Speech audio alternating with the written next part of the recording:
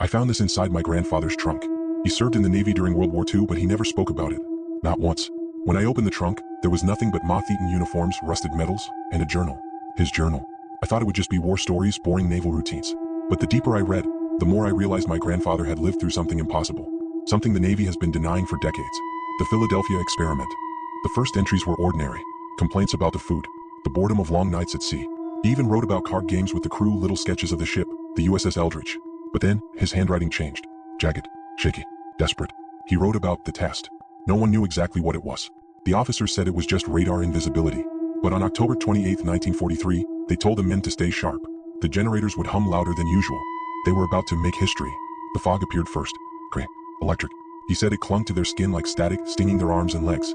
The air grew so hot it burned their throats. Some men laughed nervously, saying it was just magnets. But then, the ship started to blur. My grandfather wrote that he rubbed his eyes, thinking he was dizzy.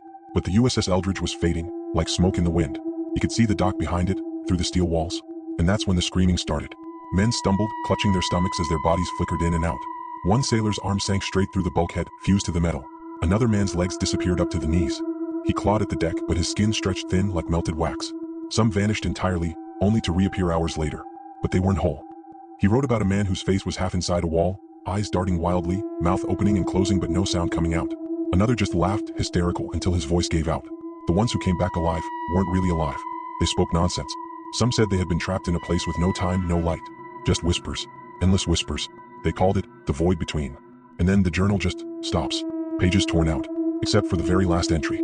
Written in ink so heavy it bled through the paper. 3 words over and over again, filling the entire page.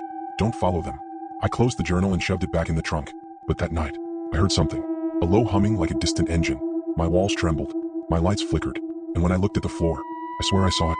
That same green fog, creeping toward me. So tell me, do you think my grandfather was warning me? Or is the Philadelphia experiment still happening today?